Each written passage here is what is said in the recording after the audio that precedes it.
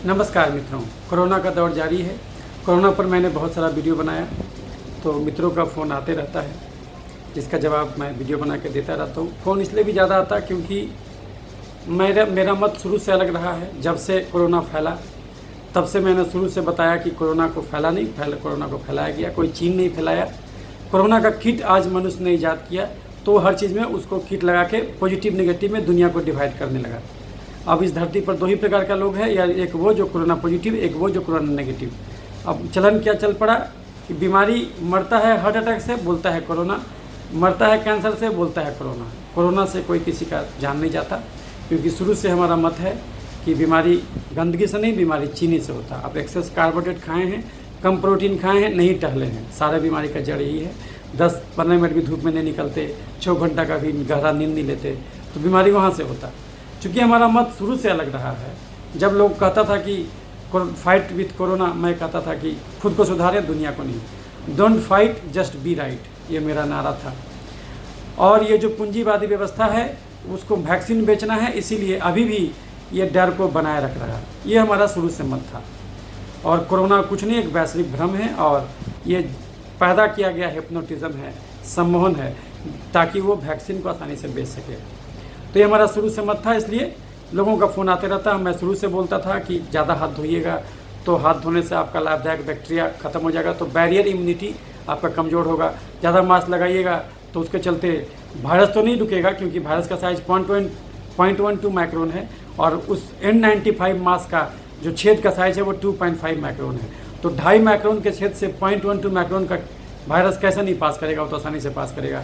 और जिसको पहले से हार्ट डिजीज़ है, वो अगर मास्क लगाएगा तो उसको तो हार्ट फेल भी हो जाएगा, क्योंकि वो CO2 पॉइजनिंग से मर जाएगा। CO2 ज़्यादा हो जाएगा, ऑक्सीजन कम पहुँचेगा। और सोशल डिस्टेंसिंग करने से आपका एक्वायर्ड इम्यूनिटी घटेगा।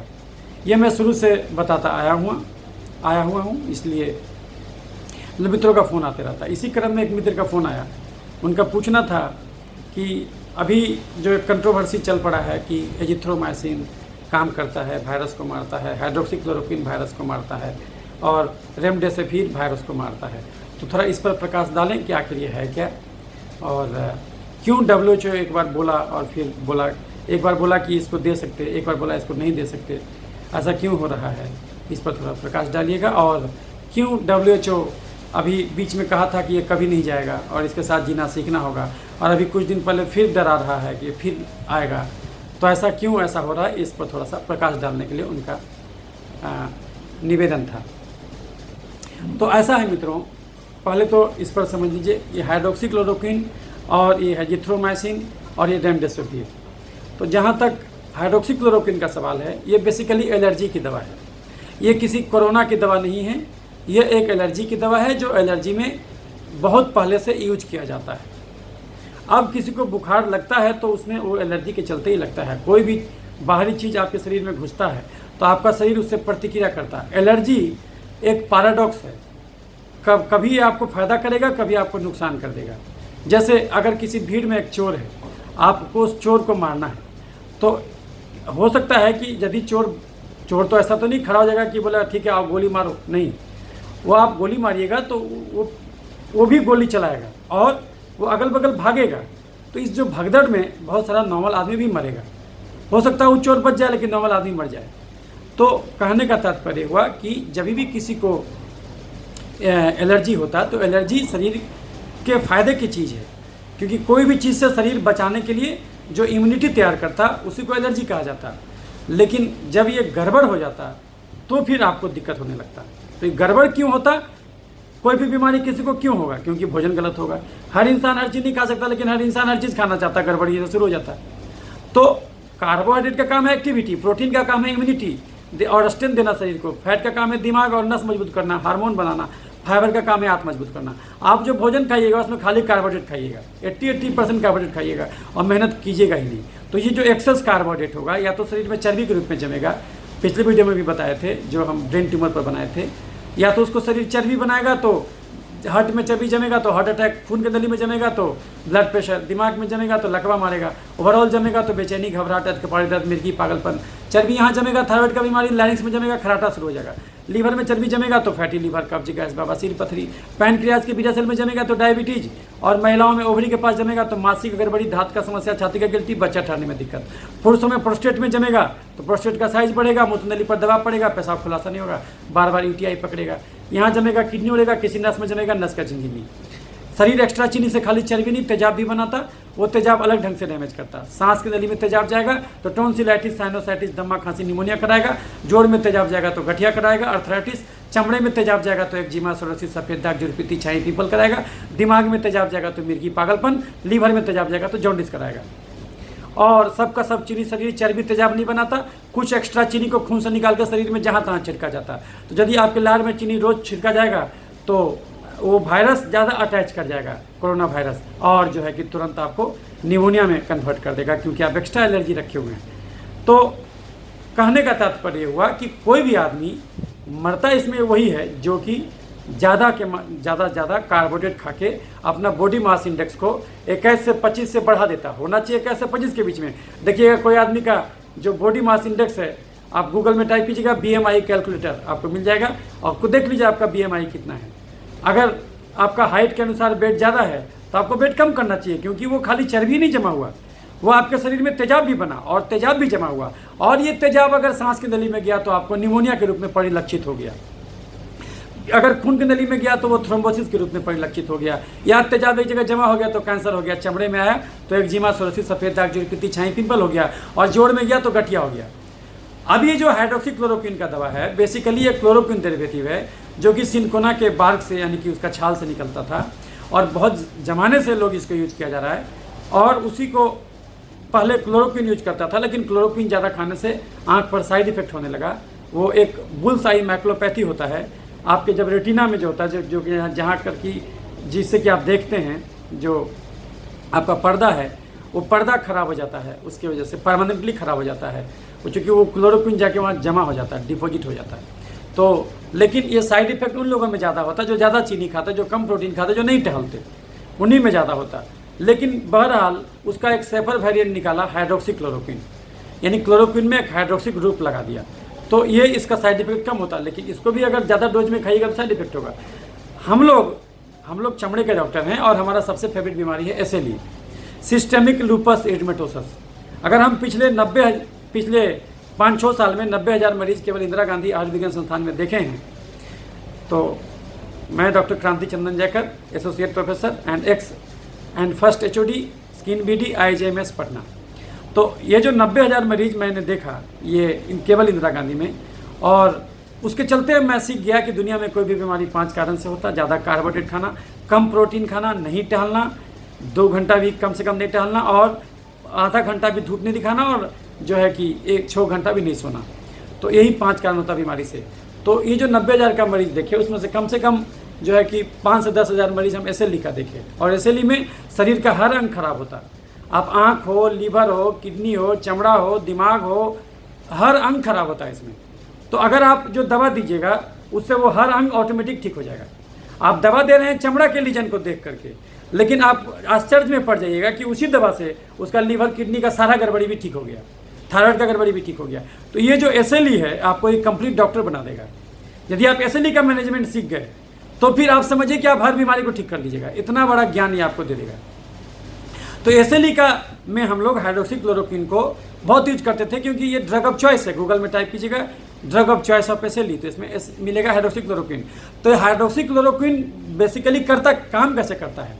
ये बेसिकली एंटी एलर्जिक है, एलर्जी को कम करता है, लेकिन ये बहुत स्ट्रॉन्ग एंटी एलर्जिक नहीं है।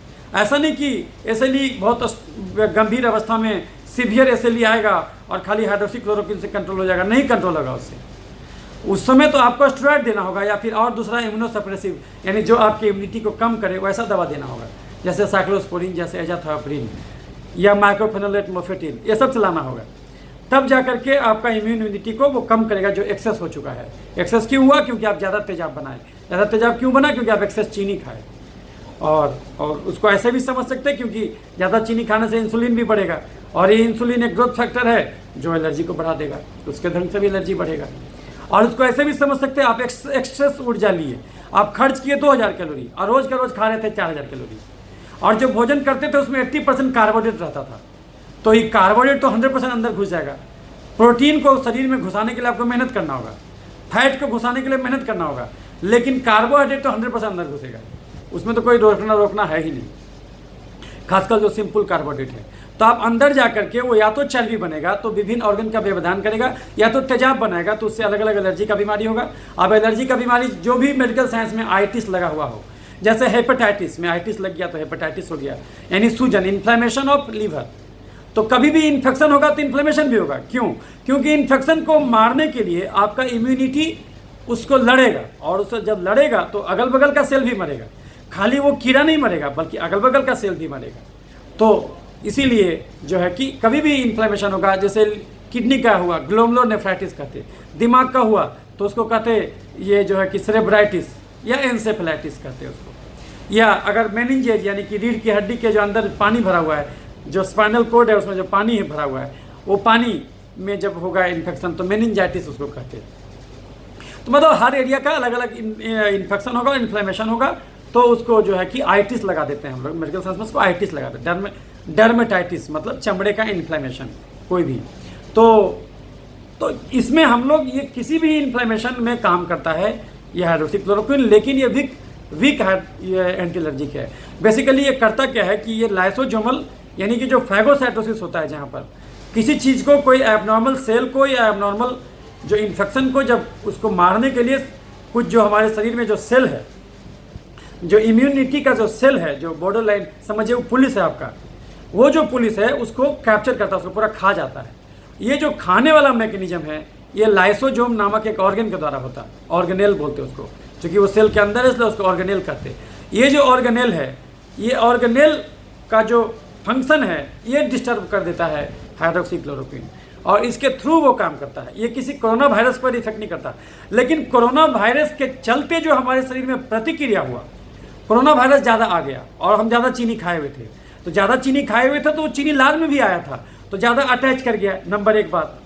और हम ज़्यादा चीनी खाते थे तो हमारे शरीर में चर्बी भी ज़्यादा था और तेजाब भी ज़्यादा था, और जब तेजाब ज़्यादा था तो हमको ज़्यादा वायरस भी मिला और शरीर को उससे लड़ने के लिए प्रतिरोधी क्षमता भी ज़्यादा था, तो वो भी ज़्यादा हो गया, तो प्रतिक्रिया ज़्यादा गंभीर हो गया। तो सिंपल खांसी नहीं हो गया, हमको निमोनिया ही हो गया। यानी हमारे जो सांस का नली है, जो ट्रैकिया है, उसके बाद ब्रोंकाई आता है, उसके बाद ब्रोंक्यूल्स आता है, और उसके बाद अल्वियोलाई आता है। तो जो भी आप सांस लेते हैं तो जो है कि आपका ऑक्सीजन जाता है और अल्वियोलाई में एक्सचेंज होता है। यहाँ पर ऑक्सीजन आया, ऑक्सीजन खून के नली में गया, और खून में गया और खून के नली से CO2 निकला यहाँ, और CO2 फिर बाहर निकल जाता है। तो आप जो सांस छोड़ते हैं उसमें CO2 बाहर निकलता और ऑक्सीजन अंदर घुसता। लेकिन इस बीमारी में क्या होता है, निमोनिया, जो कोरोना से निमोनिया होता है, तो वो उसमें क्या होगा कि जितना भी आपका जो ट्रैक है, जैसे कि ट्रैकिया है, ब्रोंक्यूल्स है, जो सांस का माइन्यूट नली है, उस नली में इतना जोर से न प्रतिक्रिया होगा कि वो पूरा सूजन आ जाएगा, वो जाम पड़ जाएगा, बिल्कुल जो खुला हुआ ऐसे था वो ऐसे हो जाएगा, पूरा जाम हो जाएगा, सूजन हो जाएगा वो, तो पूरा जो सांस लेना आपका रुक जाएगा, और वैसे केस में फिर आपको वेंटिलेटर पर रखना पड़ जाएगा, या फिर जो है कि ऑक्सीजन देना पड़ेगा। ज़्यादा सीवियर होगा तो वेंटिलेटर यानी कि मशीन के द्वारा आपको श्वसन क्रिया करवाया जाएगा, क्योंकि आपका लंग काम नहीं कर रहा है, और डॉक्टर आपको स्टेरॉइड देगा। स्टेरॉइड के द्वारा क्या होगा, सूजन कमेगा, इन्फ्लेमेशन कमेगा, फिर धीरे धीरे वो खत्म होगा। लेकिन बहुत लोग को, पब्लिक को ये नहीं पता है, उसको लग रहा है कि हाइड्रोक्सीक्लोरोक्विन रामबाण है। इसके अगर किसी को सीवियर निमोनिया हो गया, उसमें हाइड्रोक्सीक्लोरोक्विन कोई काम नहीं करेगा, क्योंकि वो उसके कुबे का बाहर का चीज़ हो गया। एलर्जी जब कम रहेगा तभी ये काम करेगा। हाँ, एक बार आप ज़्यादा पावर का दवा चला दिए तो एलर्जी कम हो गया, अब ये मेंटेन कर देगा, अब ये मेंटेन करके रखेगा कि हाँ अब आपको बढ़ने नहीं देगा। लेकिन अगर आप भोजन गलत करते रहिएगा, फिर वही चीनी, चावल, आलू, खस्सी का मांस, मीठा फल, दूध, मैदा, chips, chocolate, ice cream, cold drink, मिठाई, समोसा, पिज्जा, बर्गर, चूड़ा का भुंजा, मूढ़ी का भुंजा, मकई का भुंजा, गाजर, चुकंदर, छोहाड़ा, किशमिश, खजूर, देसी मुर्गा, खस्सी का मांस, बड़ा मछली, हॉर्लिक्स, कम्प्लान, बोर्नवीटा, खिचड़ी, खीर, ग्लूकोन डी, पूस का पिट्ठा, कुकर का चावल, सेवई, साबूदाना, मखाना, पानी फल, सिंघाड़ा, ये जो हाई कार्बोहाइड्रेट का डाइट है, ये जो मोर देन 80% कार्बोहाइड्रेट का डाइट अगर आप लेते रह गए और टहले लेते करके आधे घंटा, और दाल 3 कटोरा नहीं पी के 1 ही कटोरा पिए, वो भी कटोरी में पिए, और प्रोटीन 60 ग्राम रोज नहीं खाए, तो क्या होगा, तो वैसे मरीज में जो है कि आप अगर ये कितना भी हाइड्रोक्सीक्लोरोक्विन खाते रहिएगा, देखिएगा फिर भी दिन ब दिन और स्थिति खराब होते जा रहा है। तो चूंकि जैसा कि हम बताया कि सांस का एलर्जी दमा निमोनिया, जोड़ का एलर्जी गठिया, चमड़े का एलर्जी एक्जिमा, दिमाग की एलर्जी मिर्गी, लीवर की एलर्जी जॉन्डिस, और अगर तेजाब एक जगह जमा हो जाएगा तो कैंसर करा देगा।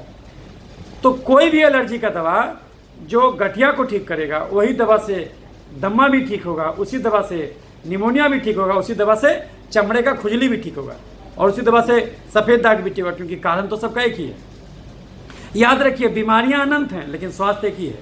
कोई आपको पूछे कि कोई आपको बोले कि हम बीमार हो गए, आप तत्क्षण उससे पूछेगा कौन सा बीमारी हुआ। कोई आपको बोलेगा हम स्वस्थ हैं, तो ये कभी नहीं पूछते कौन सा स्वस्थ हैं। बीमारी भले अनंत हो, स्वास्थ्य तो एक ही है। मनुष्य भले अनंत हो, परमात्मा तो एक ही है। इस धरती पर किसी को कोई भी बीमारी हुआ, उसका एम क्या है, उसका उद्देश्य क्या हो जाएगा उस समय जब वो बीमार हो जाएगा?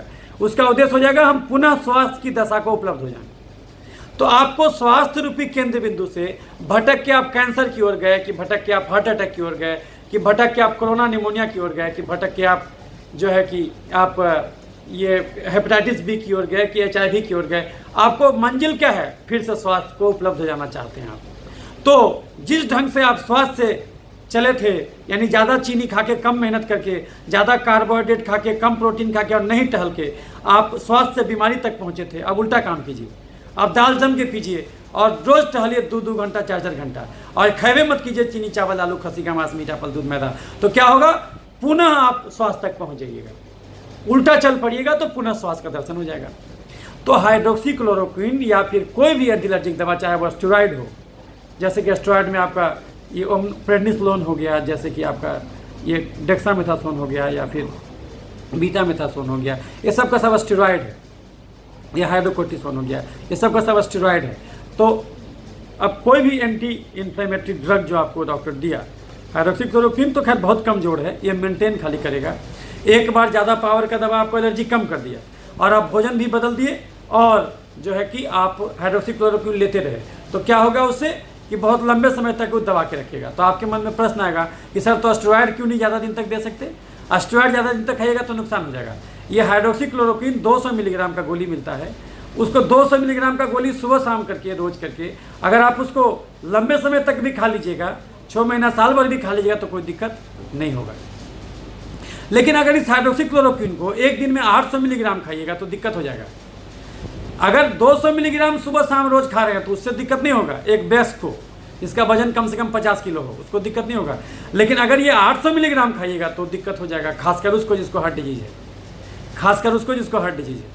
लेकिन जिसको हार्ट डिजीज नहीं है, कुछ दिन तक तो 800 मिलीग्राम भी टॉलरेट कर लेगा, थोड़ा बहुत उल्टी जैसा लगेगा और थोड़ा बहुत कभी कभी जो है कि माथा भारी जैसा लगेगा, लेकिन अदरवाइज बहुत सुरक्षित दवा है। हम लोग एक एक मरीज को 6-6 महीना साल भी चलाते हैं। हालांकि जो भोजन चेंज कर देता है वो तो जल्दी ठीक हो जाता है, लेकिन बहुत लोग आदत से लाचार होता है, वो 4 रोटी रोज खाए करेगा, 4 सुबह 4 दोपहर 4 रात, उतना खर्चा नहीं कर रहा है वो, मतलब अधिकार लेना चाहेगा और खर्चा नहीं करेगा, कर्तव्य नहीं निभाना चाहेगा। बीमारी कभी भी गरीबी से नहीं होता। तो बीमारी क्यों होता? बीमारी होता जीभ का चटोरपन और शरीर का कर्म कोढ़ीपन से। दुनिया में किसी गरीब को जीभ का चटोर बनने का लाइसेंस भगवान नहीं देता। दुनिया में किसी गरीब को शरीर का कर्म कोढ़ी बनने का लाइसेंस भगवान नहीं देता। आदमी अपने करनी से मरता है। कोई आदमी मोटा है तो काहे मोटा है, काहे लेके घूम रहा है? जब उसको खर्चा 2000 कैलोरी है तो रोज वो काहे 4000 कैलोरी खा रहा है? इसमें कौन दोषी है? इसमें वो खुद दोषी है। इसीलिए जो है hydroxychloroquine basically anti allergic drug है, और एजिथ्रोमाइसिन भी, वैसे तो ये एंटीबायोटिक है, लेकिन ये जो एजिथ्रोमाइसिन है ये देखा गया है कि ये जो है कि आपका एंटी एलर्जिक जैसा भी बिहेव करता है, तो यह भी आपका एलर्जी कम करेगा। लेकिन ये उस आदमी में कम करेगा जिसको हल्का फुल्का सर्दी खांसी हुआ है, ये उसको ठीक करेगा। जिसको हल्का फुल्का सर्दी खांसी हुआ है ये उसको ठीक करेगा हाइड्रोक्सीक्लोरोक्विन। जिसको सीवियर निमोनिया हो गया है उसको हाइड्रोक्सीक्लोरोक्विन कुछ ज़्यादा अंतर नहीं करेगा, उसको एजिथ्रोमाइसिन कुछ ज़्यादा अंतर नहीं करेगा, ये जान लीजिए।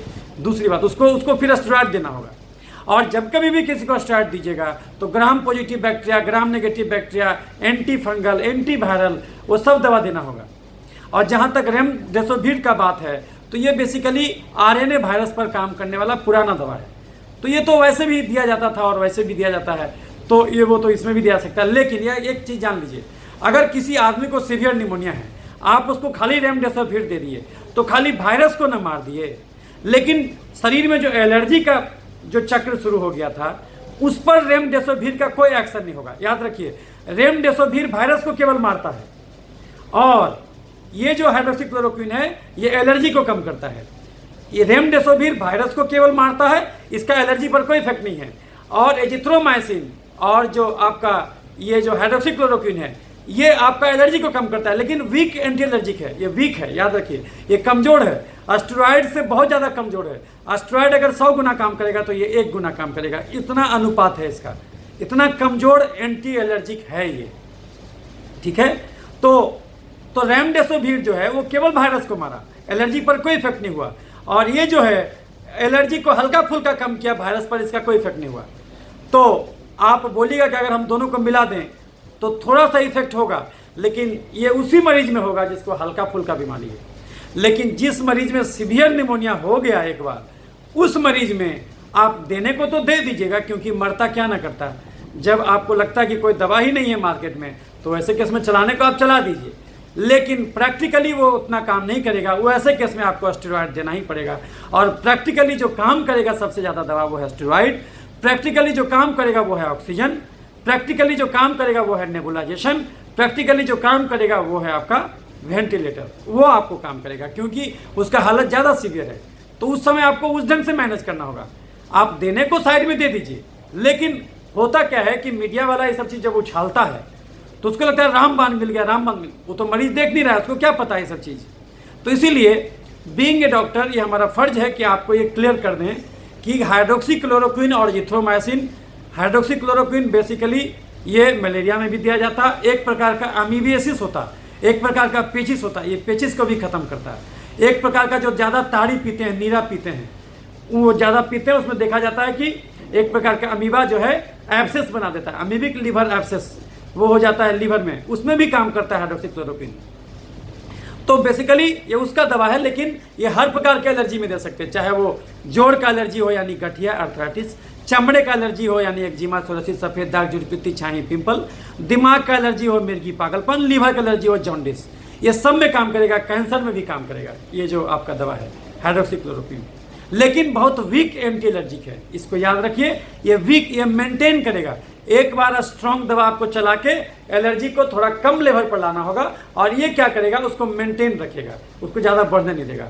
चूंकि स्टेरॉइड ज़्यादा आप नहीं खिला सकते किसी को, इसीलिए शुरू में स्टेरॉइड चला दीजिए ज़्यादा पावर, और उसका मेंटेन करने के लिए हाइड्रोक्सीक्लोरोक्विन पर मेंटेन रखिए। तो इसका ये काम है। तो अकेले में याद रखिए हाइड्रोक्सीक्लोरोक्विन का और एजिथ्रोमाइसिन का वायरस पर बिल्कुल ही कोई रोल नहीं है, और वायरस को पर रोल जो है वो है आपका रेमडेसिविर का, लेकिन उसका एलर्जी पर कोई रोल नहीं है। लेकिन दोनों मिला के माइल्ड स्टेज में थोड़ा बहुत काम कर सकता है, लेकिन सीवियर स्टेज में जिसके लिए आप डरते हैं, माइल्ड स्टेज तो कभी कभी अपने भी ठीक हो जाएगा। किसको हल्का फुल्का सर्दी खांसी बुखार हो गया हो तो ऐसे भी ठीक हो जाता है। गर्मा गर्म दाल पीजिए, अंकुरित चना अंकुरित मूंग खाइए, ये सोयाबीन का बड़ी 10 से 15 पीस रोज खाइए, 2 अंडा रोज खाइए, रोज 2 घंटा टहलिए, वो तो ऐसे भी ठीक हो जाएगा। प्रोटीन ज़्यादा लीजिए, कार्बोहाइड्रेट कम से कम लीजिए, और रोज टहलिए जम के, जितना टहल सकते टहलिए, क्योंकि जब आप टहलिएगा तो आपका इम्यूनिटी बढ़ेगा, क्योंकि स्टेरॉइड घटेगा। जब आप टहलिएगा तो आपको पॉजिटिव हार्मोन शरीर में निकलेगा, उसको एंडोर्फिन कहते हैं, और ये एंडोर्फिन आपके शरीर में हर चीज़ का रिपेयर कर देगा, हर चीज़ का, इम्यूनिटी को तो डबल ट्रिपल कर देगा आपका। और आपका जितना भी डीएनए म्यूटेशन खराब हुआ होगा उस सब डीएनए म्यूटेशन को चेंज करके बिल्कुल ठीक कर देगा। तो अगर आपके पास 1 ही घंटा समय है तो ऐसे केस में 1 घंटा आप साइकिलिंग कीजिए, क्योंकि साइकिल में 1 घंटा चलाइएगा तो 600 कैलोरी जलाइएगा, और 1 घंटा पैदल चलिएगा तो 300 कैलोरी जलाइएगा। हम 1 घंटा भाषण देंगे तो केवल 50 कैलोरी जलेगा। तो एक्सरसाइज जो है वैसा एक्सरसाइज कीजिए ज़्यादा कैलोरी जलाए। तो 1 घंटा आप साइकिल चलाइए, घर से आधा घंटा दूर साइकिल चला के जाइए और फिर लौट आइए, इस ढंग से कीजिए तो ये काम कर सकते। तो कहने का तात्पर्य हुआ कि आपका जो क्वेश्चन था कि हाइड्रोक्सीक्लोरोक्विन, एजिथ्रोमाइसिन और रेमडेसिविर, इसके बारे में बताइए, तो हम आपको बता दिए कि रेमडेसिविर केवल वायरस को मारेगा, एलर्जी पर काम नहीं करेगा। और एक मरीज में केवल वायरस ही नहीं होता, वो एलर्जी भी होता। जिस मरीज जो मरा देखिएगा उसको BMI भी बढ़ा हुआ है ना, उसको BMI भी बढ़ा हुआ, वो चर्बी भी जमा किए हुए हर जगह, तो उसका जो कैपेसिटी है हर ऑर्गन का रिकवर करने का वो भी कम है। वो चर्बी भी जमा किए हुए, वो तेजाब भी जमा किए हुए, और इन्फेक्शन भी है। तो जो है कि आप खाली वायरस को मारिएगा तो कुछ नहीं होगा, अकेले कोई काम नहीं करेगा। फिर उसी ढंग से जो है कि आप उसको केवल स्टेरॉइड दीजिएगा, केवल आप हाइड्रोक्सीक्लोरोक्विन दीजिएगा, वो भी काम नहीं करेगा। हाइड्रोक्सीक्लोरोक्विन, एजिथ्रोमाइसिन एलर्जी को कम करेगा, वायरस पर कोई इफेक्ट नहीं है। रेमडेसिविर आपका जो है कि ये वायरस को कम करेगा, एलर्जी पर कोई इफेक्ट नहीं, जबकि आपको ऐसा दवा चाहिए जो दोनों को काम करे। तो इसीलिए सीवियर में दोनों फेल हो जाएगा। तो इस चीज़ को समझिए। कुछ लोग जो यूज करते थे कि वो दूसरे आदमी जो ठीक हो गया उसका सीरम निकाल के यूज करते थे, इसको पैसिव वैक्सीनेशन कहते हैं, यानी वो उसके शरीर में एंटीबॉडी बन गया, उसको अब दे दिया। लेकिन इसमें बहुत सारा दिक्कत भी है। इसमें दिक्कत यह है कि कुछ ऐसा एंटीजन भी आप उसके शरीर में पहुंचा दे रहे हैं जो उस मरीज के लिए नुकसान भी हो सकता है, इसलिए ये भी उतना सुरक्षित नहीं है। लेकिन ये तभी देना चाहिए जब हमारा सारा विकल्प फेल हो जाए। तो यदि ऐसा लगे कि मरीज तो वैसे भी मरेगा, हमारे पास कोई ऑप्शन ही नहीं है, तब आप भले दे दीजिए, अदरवाइज ये काम नहीं करेगा। तो इसको समझिए और जान लीजिए, जो आदमी मर रहा है वो क्यों मर रहा है? क्योंकि वो जम के चीनी खाता है और बिल्कुल मेहनत नहीं करता। किसी को कोई भगवान रोकता है कि 2 घंटा नहीं टहलो? लेकिन कोई आदमी इतना ना पैसा कमाने के पीछे भाग जाएगा कि 2 घंटा शरीर को देगा ही नहीं। हम अपने बच्चे को सिखाते बेटा रोज मुंह धोना, रोज टहलना। काश हम ये सिखाएं कि रोज जो है कि बच्चे को सिखाते रोज मुंह धोना, रोज नहाना। काश हम सिखाएं कि रोज टहलना, तो दुनिया ही चमक जाएगा। आज हम नहीं सीख रहे हैं। आज हमको जो ये झटका लगा है कोरोना का, काश कि हम इससे भी सीख जाए, लेकिन हम सीखने को तैयार नहीं है, क्योंकि हम इससे लड़ना चाहते हैं। लड़ने का अर्थ क्या होता है कि हम अपने आप को नहीं बदलेंगे, हम नया दवा खोजेंगे, नया वैक्सीन खोजेंगे। ये आदत आपको गड्ढे में गिरा देगा। 100 से चले थे, आज 2 लाख पार कर गया केवल इंडिया में। लेकिन जान लीजिए, कोरोना पॉजिटिव कोई बीमारी नहीं है। कोरोना पॉजिटिव तो वैक्सीनेशन है, अल्टीमेटली तो पॉजिटिव हो ही जाना है। लेकिन सरकार फिर आखिर क्यों डरा रहा है WHO? क्योंकि उसको वैक्सीन बेचना है। याद रखिए, उनको वैक्सीन बेचना है। ये लड़ाई भारत और चीन के बीच में नहीं है, ये लड़ाई अमेरिका और चीन के बीच में नहीं है। ऐसा शो करने का प्रयास किया जा रहा है, इससे सबको फायदा है। चीन का जो सरकार है वो चाहेगा कि देखो तुमको भारत तंग कर रहा है, देखो तुमको अमेरिका तंग कर रहा है, ताकि एक नेशनलिटी, राष्ट्रीयता का भावना जगे और वो उसका जो काम अकर्मण्यता था जो सरकार का, उसको वो ढकने का एक हथियार मिल सके। आज सरकार के पास हर चीज़ का एक ही जवाब है, कोरोना। आप बोलेगा बेरोजगारी, वो बोलेगा कोरोना। 13 करोड़ आदमी बेरोजगार हो गया भारत में इस कोरोना के चलते। 13 करोड़ आदमी, सोचिए, बेरोजगारी का दर करीब 30% छू दिया। तो इतना जो लोग जो बेरोजगार हुआ, नया बेरोजगार इतना हुआ, पहले से बेरोजगारी जो था ही, तो पहले बेरोजगारी 5% था, अभी हो गया 30%। इतना बढ़ गया, इतना उछाल आया। तो कितना लोग, वो तो आपको आंकड़ा ही नहीं दे रहा सरकार कि कितना लोग भुखमरी से मरा, कितना लोग, वो तो आंकड़ा देगा ही नहीं। हाँ, इसका आंकड़ा दे दिया कि हम लॉकडाउन किए तो 75,000 को बचाए, लेकिन वो ये आंकड़ा कभी नहीं देगा कि प्रतिदिन 2019 में भी 22,000 लोग मरता था, वो तो अभी भी उतना ही मर रहा है। और मरता है कैंसर से, बोलता है कोरोना, मरता है हार्ट अटैक से, बोलता है कोरोना, मरता है लकवा से, बोलता है कोरोना। सब चीज़ में कोरोना कोरोना कोरोना, और लाज भी नहीं आता है मीडिया को, लाज भी नहीं आता है। देखिए कि अभी भी डरा रहा है, अभी भी डरा रहा है। तो सरकार काहे तोड़ दिया? क्योंकि उसका गुप्तचर उसको बताया कि जो है कि विस्फोट हो जाएगा, गृहयुद्ध हो जाएगा। क्योंकि बहुत लोग तराजू में, आप कितना देर ठगिएगा किसी को? जब कोरोना के मौत का डर आप दिए हैं, उसका एक वजन है, और एक तरफ वजन है कि जब आप भूख से मौत हो रहा है आपको, जो आप बेरोजगारी के चलते मर रहे हैं। तो जब इसका पलड़ा भारी हो जाएगा तो पब्लिक फिर आपका डर पर नहीं रहेगा। वो देखेगा मर तो कोई रहे नहीं किया, हमारे अगल बगल मर वही रहा है जिसको पहले से हार्ट अटैक, लकवा और कैंसर था। तो इसीलिए वो आदमी फिर रोड पर उतर जाएगा। बहुत जगह उतरा है, अमेरिका में बहुत जगह आंदोलन हुआ कि तोड़ो लॉकडाउन। तो सरकार को लॉकडाउन तोड़ना मजबूरी है, नहीं तो उसका तख्ता पलट हो जाएगा। इसीलिए लॉकडाउन तोड़ा गया, क्योंकि ये कोई बीमारी नहीं है। और याद रखिए, कोई सरकार को दोष नहीं दे रहे हैं हम, या सब पार्टी का वही हालत है। राहुल गांधी जी तो फरवरी से बोल रहे हैं कि लॉकडाउन हो जाना चाहिए, ये तो सरकार बेचारा बाद में लगाया। वो तो और पहले से बोल रहे हैं कि लॉकडाउन उसी समय हो जाना चाहिए था। एक भी पार्टी नहीं बोला कि बिना लॉकडाउन के ठीक हो सकता था, कोई जरूरत ही नहीं है। जो काम 15 दिन में खत्म हो जाता, ये कोरोना आता जो कि हर मौसम में आता। सर्दी बुखार कब नहीं होता था, हर मौसम में आता है, सबको इम्यूनाइज करके चला जाता। उसको इन्फेक्शन नहीं बोलिए, उसको बोलिए इम्यूनाइज करके चला जाता। कोई टीका नहीं खरीदना पड़ता। अब यही टीका खरीदना होगा और सरकार आपको खरीदवाएगा। बिना टीका के आपका ट्रेन का टिकट नहीं कटेगा, फ्लाइट का टिकट नहीं कटेगा।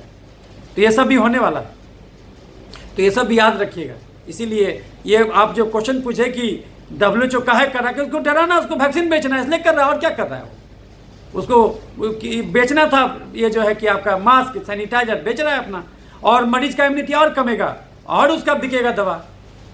तो इसीलिए इस बात को समझिए, क्योंकि ये केवल लॉकडाउन तोड़ने से नहीं होगा जब तक ये कोविड एक्ट खत्म नहीं होगा। ये झूठ मूठ का ये जो एक जांच हो रहा है, जांच भी बंद होना चाहिए। लेकिन जांच भी अब बंद नहीं होगा, क्योंकि उतना किट मंगा लिया गया है। तो सरकार उस किट का करेगा क्या? वो तो मंगा लिया उतना किट। इसीलिए ये सब चलेगा, इसी में आदी हो जाइए, इसी में आदी हो जाइए, क्योंकि अल्टीमेटली वो भी उबेगा। जो लोग जो ये लागू किए हैं वो भी तो उबेंगे, उसके चलते वो भी तो नहीं घूमने जा रहे हैं बाहर। ऐसे वो भी घूमने जाते थे, वो भी घूमने नहीं जा रहे हैं। इसीलिए ये सब समझना होगा। लेकिन ये अपनी एक चीज़ जान लीजिए, मैं किसी भी व्यक्ति को देशद्रोह नहीं सिखाता। याद रखिए, आप कुछ भी हो, देशद्रोही नहीं करना। जो सरकार बोलता है मास्क लगाना तो मास्क लगाना है, सोशल डिस्टेंसिंग करने बोलता है तो करना है, और जो है कि ये हाथ धोना है तो धोना है। हम आपको जागरूक कर रहे हैं, ज्ञान दे रहे हैं, लेकिन हम आपको देशद्रोह करना नहीं सिखा रहे हैं। सरकार का कानून है, कानून को पालन करना किसी भी सिविलाइज्ड सिटीजन का कर्तव्य है, जान लीजिए। इसीलिए बीइंग ए ओबीडिएंट सिटीजन, हम भी उसको फॉलो करते हैं और आपको भी फॉलो करने बोलते हैं। इसलिए ये सब चीज़ जान लीजिए। आप क्वेश्चन पूछे, हम उसका जवाब दे रहे हैं, लेकिन हम सरकार से देशद्रोह करना नहीं सिखा रहे। एकदम देशद्रोह नहीं करना है। जब तक कानून बना उसको फॉलो कीजिए। उतना दिन लगा भी लीजिएगा तो क्या हो जाएगा, कुछ नहीं होगा। लगा लीजिए, कपड़ा का लगाइए। सरकार ये थोड़ी बोला कि N95 लगाइए, कपड़ा का लगाइए। ये पर देखिए हम लोग ये रखे हुए हैं, इससे नुकसान नहीं होगा, इससे नुकसान नहीं होगा।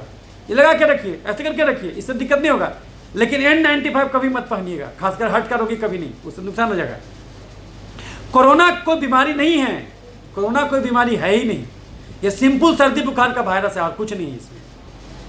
तो लेकिन ये चूंकि उसको बेचना है, वैक्सीन बेचना है, जैसे आपको खाद बेचना था तो खुले में शौच रोकवाया, अब वही खाद खरीद रहे हैं कि नहीं खरीद रहे हैं।